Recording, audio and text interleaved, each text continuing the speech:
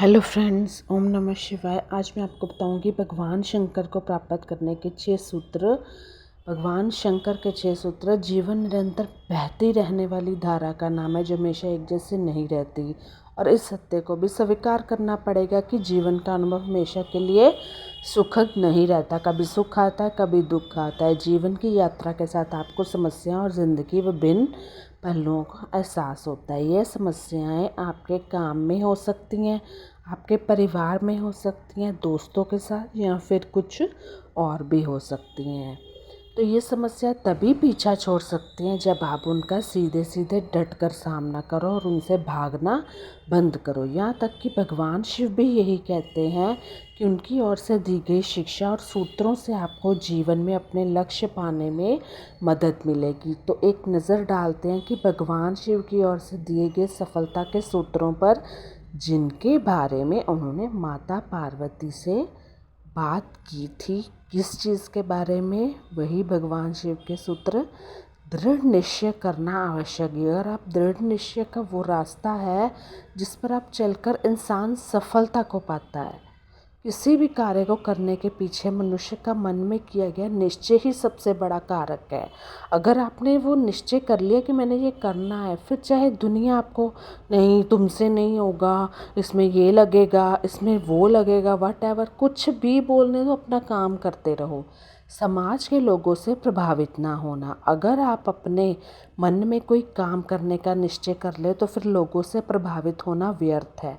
चाहे ये आपके बारे में कितने ही बुरे बातें कहें, समाज की बातों पर ध्यान देने से आपकी प्रगति बाधित होगी।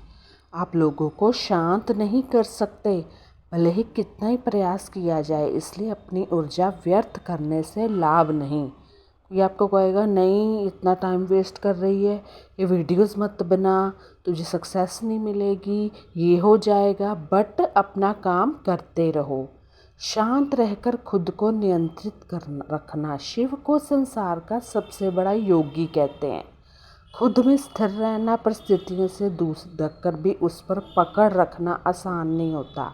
महादेव एक बार ध्यान में बैठ जाएं तो दुनिया में कुछ भी उथल पुथल हो, लेकिन उनका ध्यान कोई नहीं तोड़ सकता। तो शिव का यह गुण हमें जीवन में गहरा ज्ञान देता है कि आप भले ही संसार की किसी भी परिस्थिति में लिप्त हो, लेकिन अपने भीतर स्थिर बने रहना आवश्यक है। सो मच इमोशनल नहीं होना है, क्योंकि हमारे बच्चे, हमारा संसार, पति पत्नी, ये इसी जन्म में है। अपनी प्राथमिकता समझें। भगवान शिव के जीवन को देखकर लगता है कि उन्हें हमेशा अपनी प्राथमिकताओं का भान हो रहा। उन्होंने अपनी पत्नी पार्वती से प्रेम सम्मान को सबसे ऊपर रखने के साथ अपने मित्र और भक्तों को भी उचित स्थान दिया।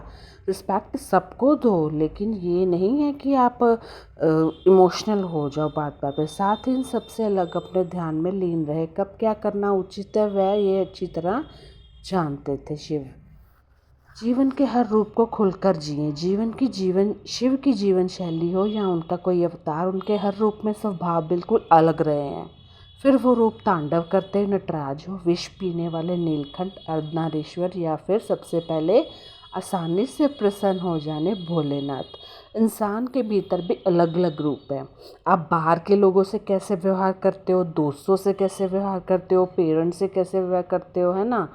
परिस्थिति भले नकारात्मक हो या सकारात्मक बने रहे, समुद्र मंथन से जब विष बाहर आया तो सबने कदम पीछे खींचे, क्योंकि विष कोई नहीं पी सकता था। ऐसे में महादेव ने स्वयं विष पिया और उनका नाम नीलकंठ पड़ गया। इसका सबक है कि जीवन की परिस्थिति कितनी ही नकारात्मक क्यों ना हो, आपको सकारात्मक बने रहना चाहिए, पॉजिटिविटी ही दिखानी चाहिए। ये और इस जैसी कई बातों का ज्ञान पाकर पहले देवी पार्वती भगवान शिव की अर्धांगिनी बनी और फिर उन्हें जीवन के गहरे सत्यों की भी अनुभूति हुई। माता पार्वती का जीवन पूरी तरह से शिव से मिले ज्ञान से विकसित हुआ।